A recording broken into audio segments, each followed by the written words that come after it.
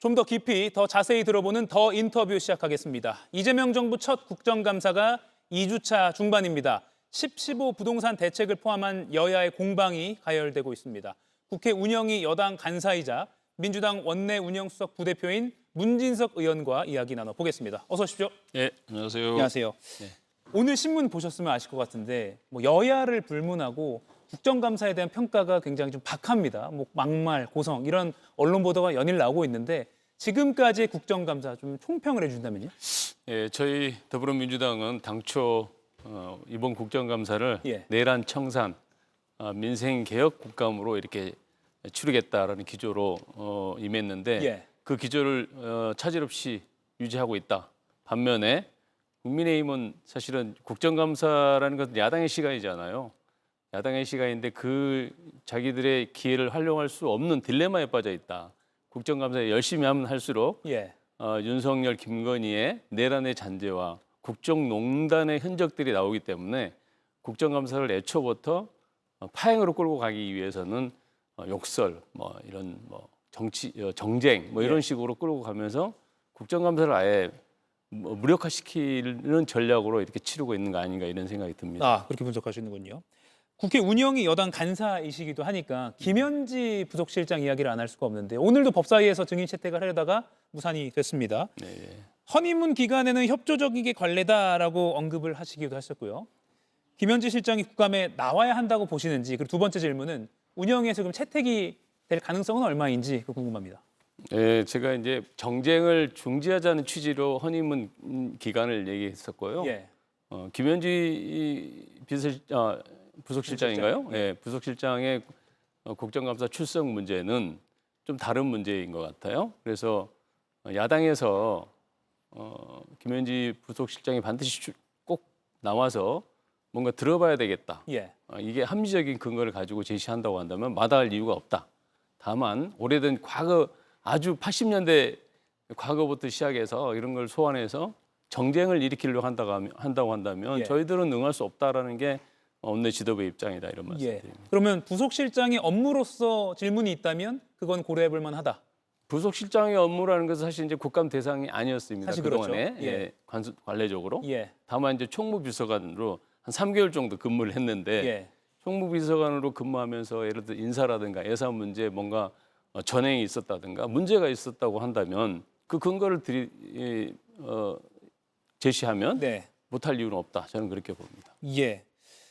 최민희 과방위원장도 오늘 언론 보도에 많이 오르내렸습니다. 지난 20일에 과방위 국감에서 MBC에 대한 업무보고 자리에서요. 자신이 등장한 그 MBC 보도, 정확히 말씀드리면 지난 19일에 MBC가 보도한 고석 막말에 파행만 막장 치닫는 국감 이런 제목의 보도인데요. 이게 사실과 다르고 좀 자극적으로 다뤘다라는 지적을 하면서 MBC 보도본부장을 퇴장시킨 일이 있었습니다. 그 기자협회에서는 명백히 언론의 독립을 침해하는 행위 이렇게 비판 성명을 내기도 했는데 문 의원님은 이거 어떻게 평가하시는지 궁금합니다. 당에서 사실 걱정을 많이 하고 있습니다. 그 보도에 대해서 보도된 문제를 일일이 이렇게 따지는 게 적절한 것이지 걱정하고 있고 또 좀 심각하게 우려를 갖고 보고 있다 이런 말씀드립니다. 당에서 심각하게 우려를 갖고 보고 있다. 그러면 추가적인 어떤 입장 표명이나 원내대표 차원의 입장 표명 이런 것도 좀 검토가 되고 있는 겁니까? 아마 원내대표님이 최민희 위원장님을 만나서 경위를 아마 들어보지 않을까 싶습니다. 그래서 경위를 듣고 아마 의견을 표명하지 않을까 이런 생각합니다. 알겠습니다. 오늘 계속 신문 아침에 사설로도 많이 보수 진보 할 것 없이 이렇게 나오고 해서 이 부분을 좀 짚어봤습니다. 김병기 원내대표가 최민희 과방위원장에게 직접 좀 경위를 좀 물을 것으로 보인다. 이렇게 정리를 하면 되겠군요.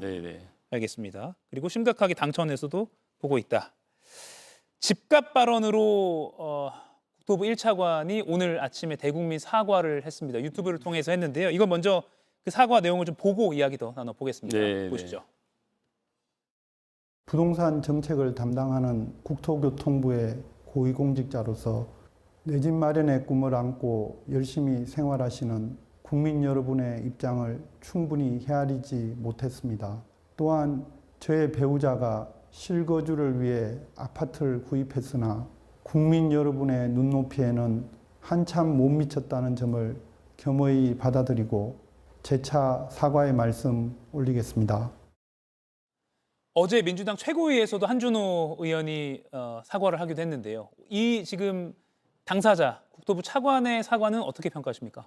애초에 뭐 발언이 부적절했다라는 생각을 하고요. 예. 사과도 좀 뭔가 확실하게 좀 했으면 좋았을 텐데 약간 변명처럼 들리는 사과가 좀 개운치 않는 사과를 한 것 같다라는 생각이 듭니다. 아 예.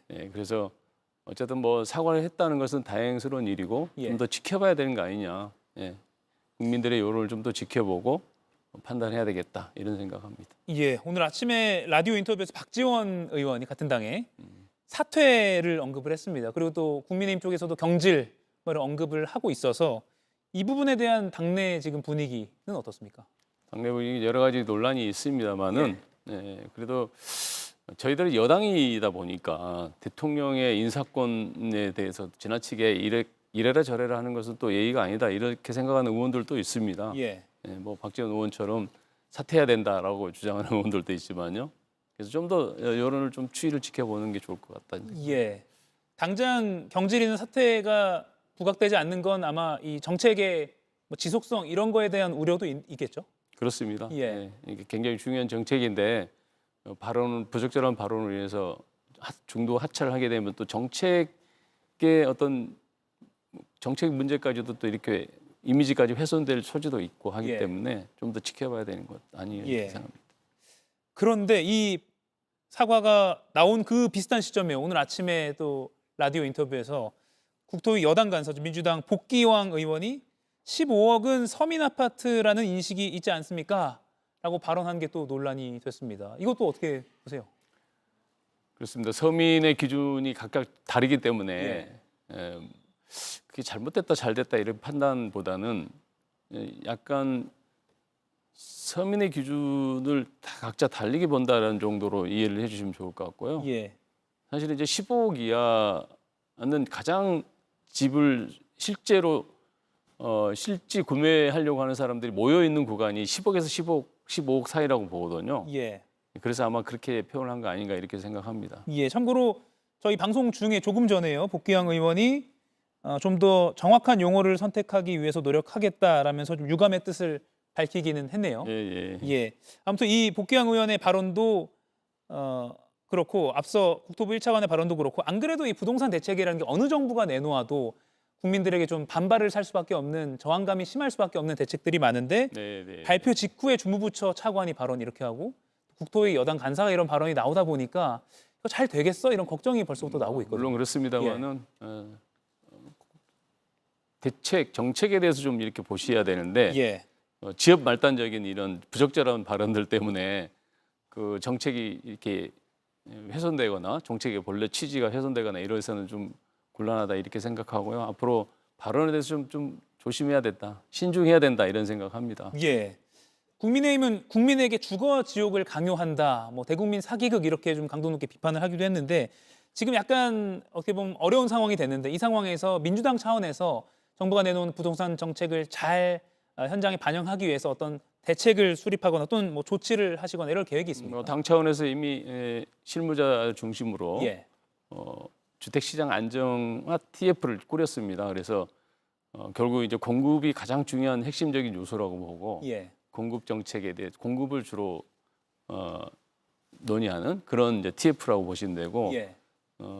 사실은 이제 정부가 제가 어디 언론에도 나왔는데 땅을 지을 수 있는 아파트를 지을 수 있는 집을 지을 수 있는 땅은 다 검토 대상이다 이런 표현을 썼었거든요. 예. 근데 그런 땅을 찾아내는 게 이제 중요한 숙제입니다. 예. 그래서 그런 정부와 LH라든가 공공기관이 찾는 것은 그 기관 공공기관이나 정부가 찾는 것만은 좀 부족하다.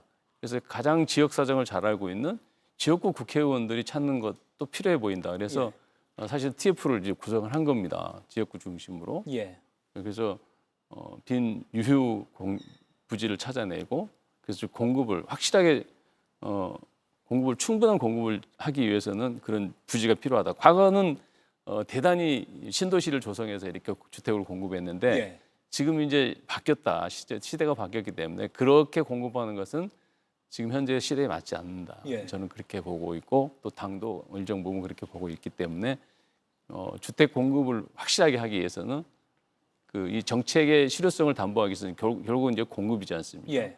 그래서 TF를 꾸렸다 이런 말씀드립니다. 예, 실제로 뭐 어느 지방 뭐 직장과 먼 어느 곳의 대단지가 아니라 정말 살고 싶은 지역에 맞습니다. 예. 괜찮은 땅에 좀 지어주면 좋겠다. 이런 데 공급이 좀 돼야 된다. 이런 뭐 목소리가 많기 때문에 네, 네. 그런 쪽으로도 집중하시겠다. 이렇게 좀 제가 이해가 네, 됩니다. 네, 그렇습니다. 여당 일각에서도 뭐 진성준 의원 이미 뭐 공개됐으니까 말씀드립니다. 보유세 인상, 뭐 개편 이런 주장이 나오고 있습니다. 보유세 관련해서는 좀 논의가 이루어지는 게 있습니다. 지금 아직 뭐 당에서 죄송합니다. 논의가 시작된 건 아닌데 지금은 투기 수요가 지금 이렇게 초강수를 둔 것은 결국은 투기 수요가 살아날 조짐 보이거든요. 예, 그 유동성이 높아지면 자본의 유동성이 커지면서 투기 수요가 발생될 소지가 있기 때문에 전체 서울시 전역과 경기 일부 지역을 토지거래 허가국으로 이렇게 묶게 된 거거든요. 예. 그래서 투기 수요를 억제하고 실수요자를 보호해야 될 거거든요. 결국은 투기 수요를 그냥 놔두면 결국 집을 실제로 사고 싶은 사람들은 살 수 없고 가격이 너무 폭등해서 그래서 실수요자를 보호하고 또 충분한 주택을 공급하는 것이 중요하다 이렇게 생각을 합니다. 예. 그 말은 일단 보유세를 논의하기는 아직 이른 단계다. 예, 뭐 지금 단계에서는 논의할 수 있는 단계는 아니다 이렇게 생각합니다. 예.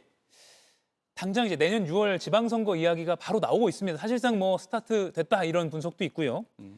아무래도 부동산 정책은 조금 뭐 저항감이 크기 때문에 지방선거의 영향 좀 걱정하는 목소리 당내에서도 나오지 않습니까? 그럴 수 있습니다만은 확실한 공급 대책이 제공이 된다고 하면 제시가 된다고 한다면 오히려 전화위복이 될 수 있다. 저는 그렇게 봅니다. 예. 과거의 부동산 대책은 사실 공급 대책 보면 껍데기에 불과했거든요. 그래서 시장에서 신뢰 주지를 못하고 어떤 확신을 주지 못한 측면이 있었거든요. 그래서 그 대책들이 나올 때마다 시장에서 인정받지 못했기 때문에 실효성이 없었다는 거죠. 근데 이번에는 공급 대책이 확실하게 나오면 네. 지방선거에도 오히려 불리한 게 꼭 아닐 수 있다. 이런 전화위복이 될 수 있다. 네, 그렇게 생각합니다. 알겠습니다. 국토위이시니까 부동산 거래 신고법, 주택법 개정하는 입법 발의를 문 의원께서 직접 하셨습니다. 네, 네. 이 서민들이 아무래도 집값 상승, 뭐 거래 과열 이런 걸 가장 더 걱정하고 있기 때문에 이걸 억제하기 위한 취지로 제가 이해가 되는데 그런 과열 또는 집값 폭등 어떤 게 핵심입니까? 이걸 컨트롤하기 위해. 제가 이 법을 개정한 것은 공급과 예. 투기 수요를 억제하기 위해서 이 법을 이제 발의를 한 건데요. 결국은 부동산의 그 폭등을 막을 방법은 예. 금융 정책이라든가 또는 뭐 거래 방법, 거래 투명성을 높이고 예. 또는 이제 그것도 부족하다고 한다면 투기 수요에 대한 세무 조사까지 진행하면 집값은 확실히 잡힐 수 있다. 저는 그렇게 봅니다. 예. 결국은 그 동인 자체를 좀 근절해야 되는 예, 예. 그런 취지로 제가 읽힙니다. 그리고 더 중요한 건 주택 공급입니다. 예. 충분한 공급 대책이 뒤따르지 않으면 사실은 이 대책들이 효과를 보기가 쉽지 않는 거죠. 예. 공급을 거의 한 10차례 언급하셨는데 워낙 시간이 길게 소요가 되기 때문에 좀 피부로 와닿는 좀 발빠른 패스트 트랙으로 진행되는 뭐 이런 걸 또 기대하는 목소리가 있거든요. 사실 이제 주택이라는 것은 뭐 짧은 시간에 제품을 만들어내는 거 좀 다르기 때문에 예, 그렇죠. 시간이 필요합니다. 물리적 시간이. 그래서 그 물리적 시간을 최대한 단축시키는 것이 이제 필요하죠. 예. 그래서 이제 여러 가지 법을 이제 개정하려고 준비하고 있다고 합니다. 정부도. 예, 그럼 뭐 절차를 조금 간소화할 수 전수가 있는. 간소하고 용적률을 좀 올린다든가 뭐 예. 이런. 예. 알겠습니다. 원내 지도부시니까 사개특위 이야기도 좀 여쭤볼게요. 네, 예. 사법개혁안을 사개특위 차원에서 발표를 했습니다. 정청래 대표는 근데 이 사개특위안과 별도로 재판 소원을 또 추진하겠다라고 밝혔는데 이 추진 계획, 시간표가 좀 짜인 게 있습니까? 뭐 이번 국회 내에 뭐 어떤 걸 사법개혁안 마치겠다. 중에 재판 소원도 포함이 된다는 말씀을 드리고요. 예. 5개 개혁안 플러스 재판 소원도 개혁안에 들어간다. 사개특위 개혁안에 들어간다. 그리고 이거는 뭐 정기국회 내에 예. 처리할 수 있도록 노력한다. 이렇게 계획을 잡고 있습니다. 예. 다만 다른 뭐 재판관 증언 아니면 뭐 영장 발부 전 신문 이런 것은 조금 이야기가 나왔던 사안인데 법원 평가제라든가 그렇죠. 대법관 추천제라든가 재판 그런 소원은 것들은, 조금은 생소해서 공청회나 또는 토론이 더 필요한 거 아닌가라는 시각이 그래서 이제 공론화 과정을 거쳐서 예. 당론으로 추진하겠다, 추진되도록 노력하겠다, 이게 이제 우리 당의 입장이라고 보시면 될 것 같습니다. 당론으로 확정은 아니고 추진하도록 노력하겠다. 네, 당 대표의 입장이다. 네. 알겠습니다. 국민의힘은 바로 또 이재명 대통령을 언급을 했습니다. 이 대통령 사법 리스크 해소용 재판 소원제다 이런 비판을 내놨는데 일각에서는 또 대통령 재판 뭐 재개되는 거 아니야 이런 우려도 나오고요. 어떻게 보십니까? 뭐 대통령 재판이 재개되기는 좀 어려울 것 같고요, 현실적으로. 이재명 대통령의 사법 리스크 해소라고 하는 비판을 하는 국민의힘은 지난 4년 동안 이재명 사법 리스크라는 프레임으로 정말 우려 먹었잖아요. 근데 지금도 여전히 그 용어를 쓴다는 게 너무 좀 신기한 일이고, 예. 실상은 뭐 이재명 대표 사법 리스크라고 하지만 최근에 대장동이라든가 대북 송금 이런 것들은 핵심 증인들의 증언이 바뀌고 있잖아요. 명백한 조작 기소, 정치 검찰의 조작 기소였다. 그래서 이건 무죄가 확실하다. 어느 누구도 이제 그렇게 보고 있기 때문에 예. 그런 부분들을 염두에 두고 하고 있지 않다. 다만 기본권이라든가 위헌적 요소의 판결을 했을 때, 자, 국회는 입법에 대해서 헌법재판소의 판단을 받거든요. 국가도 마찬가지입니다. 정부도 처분에 대해서 헌법재판소 판단을 받습니다. 근데 사법부만 그 판결에 대해서 어떤 판단을 받지 않아요. 예. 그래서 이거는 입법, 사법, 행정 이 정부의 이 3권이 있잖아요. 예. 3권이 모두 누군가로부터 판단을 받아볼 필요가 있다. 이게 이제 3권 분립의 원칙에 좀 충실하는 거라고 보고, 예. 헌법 정신에 충실할 수 있다, 이렇게 봅니다. 예. 참고로 제가 아까 언급해드린 그 대통령 재판 재개 전망은 조갑제닷컴 대표가 자신의 페이스북에 올린 글이라는 점도 참고로 말씀드립니다. 예. 같은 맥락에서요. 국민의힘에서도 공방을 벌이는 것 중에 하나가 대법관 증언도 이거 이재명 대통령이 20명 넘게 임명하는 거 이거 결국 자신의 사법 리스크 해소용 아니야? 이런 주장을 또 하고 있거든요. 그건 시간적으로 맞지가 않죠. 왜냐하면 매년 4명씩 늘리기 때문에 예. 임기가 거의 다 돼야지만이 22명이 채워지고, 예. 또 새로운 대통령도 또 22명을 똑같이. 임명할 수 있거든요. 예. 그래서 시간적으로 물리적으로 맞지 않는 주장이고, 다만 재판받을 권리, 그러니까 제법이 뭐 이거는 사실은 대법관 증언 문제는 조희대 사법부가 이게 자초한 일이다, 저는 그렇게 봅니다. 왜냐하면 7만 쪽의 기록을 대법관들이 보지도 않고 이게 판결을 내렸다는 의심을 받고 있잖아요. 그래서 좀 더 대법관 수 늘려서 모든 국민이 충실하게 재판을 받을 수 있는 권리를 확보하자, 이런 차원에서 대법관 증언 문제를 저희들이 들고 나온 거고, 그걸 예.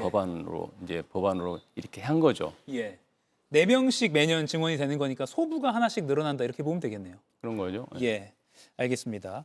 캄보디아 사태 이야기도 좀 짚어보겠습니다. 여쭐 게 많습니다. 네. 예. 캄보디아 사태 관련해서 정성호 법무장관이 독립 몰수제, 그러니까 뭐 유죄 확정 전에라도 그렇습니다. 바로 범죄 수익을 몰수할 수 있는 이걸 좀 입법을 해달라고 국회에 요청을 했습니다. 이 여야가 이전 어느 정도 공감대가 형성이 되어 있는 건가요? 여야가 아직 공감대 형성되지는 않았지만 예.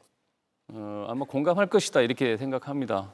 독립몰수제는 사전적으로 뭔가 피해를 예방하는 조치이지 않습니까? 예. 법원의 판결까지 기다리다 보면 이미 범죄 수익이라는 게 소진되고 이제 어디 청구할 데도 없고 이렇게 될 수도 있기 때문에 예. 사전적으로 미리 판결과 상관없이 범죄가 이제 입법하다 입증이 되면 바로 수익을 환수할 수 있도록, 이렇게 그래서 피해자를 구제할 수 있도록 예. 신속하게 그런 법이다, 이렇게 보시면 되고, 오늘 법무부하고 좀 협의를 했습니다. 아, 그런가요? 예. 법무부에서 좀 법안 내용을 좀 더 가져오고, 저희도 또 뭐 저희랑 함께 원내 지도부와 함께 논의해서 법안을 발의하는 쪽으로 이렇게 논의를 했습니다. 아, 그렇군요. 법무부와 협의를 했다는 사실도 새롭게 확인이 됐네요. 네네. 독립 몰수제 이건 어쨌든 당 차원에서 속도를 내겠다 이렇게 저희가 보면 되겠네요. 네네, 그렇습니다. 정기국회 내에 처리하겠다.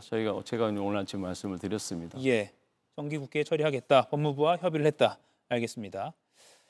김건희 씨 이야기를 좀 해보겠습니다. 네, 김건희 네. 씨 어좌에 앉았다는 새로운 주장이 나왔고 국가유산청에 따르면 역대 대통령 중에 의자에 앉았던 사례는 없었다라고도 국감에서 확인이 됐습니다. 근정전에 있는 그 임금님의 자리. 당연히 그랬겠죠. 예, 이 누가 부분 어떻게 의자에 앉을 생각을 하겠습니까?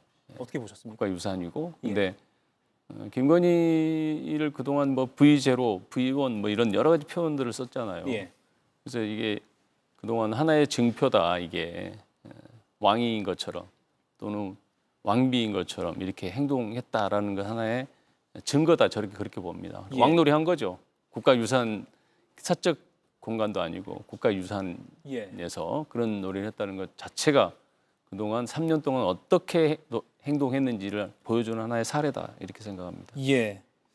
박지원 의원은 윤석열 대통령에 이어서 다음 왕이 되겠다는 망상이다 이렇게 추정을 하기도 했고. 그런 얘기도 있었죠. 예. 대통령을 꿈꾼다. 예. 그런 얘기도 있었는데 충분히 공감 가는 얘기다, 이렇게. 예.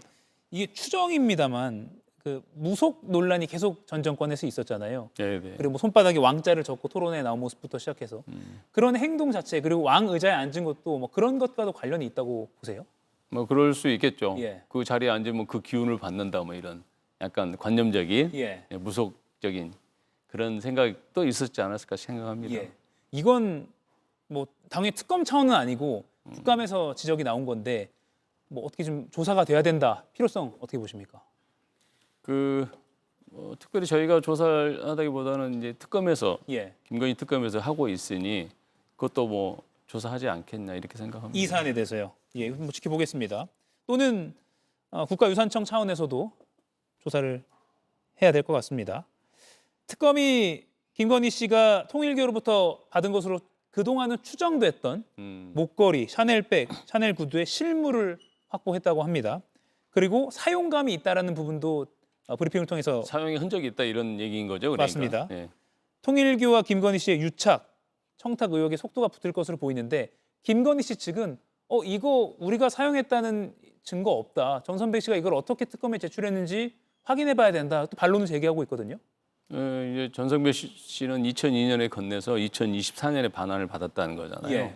예. 제가 봤을 때 2024년 김건희 뭐 명품백 사건이고 뭐 여러 가지 복잡한 사건이 있을 때 아마 이게 다시 돌려준 거 아닌가 싶어요. 예. 그동안 사용하다가 이제 그런 추측이 가능한 사안인데 예. 특검은 이 현물이 이게 확보가 됐으니까 앞으로 특검 수사 속도가 더 훨씬 더 빨라지지 않을까, 이런 생각합니다. 예. 훨씬 빨라질 것이다. 예. 예. 마지막으로 장동혁 국민의힘 대표가 윤석열 전 대통령을 면회했습니다. 이 부분은 아마 공식 논평을 하신 걸로 알고 있는데 그렇습니다. 어떻게 예. 평가하십니까?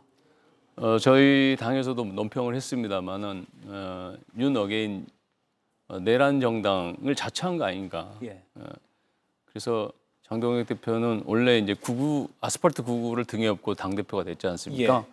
그래서 극우 세력들과 여전히 인연을 끊지 못하고 요즘 당을 굉장히 위험한 지경으로 끌고 가고 있다. 저는 그렇게 봅니다. 예. 윤 어게인이란 말이 다시 나오게 된 계기다.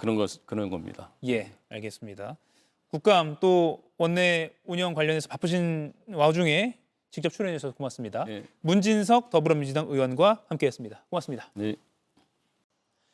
이가혁 라이브를 시청해 주셔서 고맙습니다. 이가혁 라이브는 평일 오후 5시 TV와 유튜브로 실시간으로도 함께하실 수 있습니다.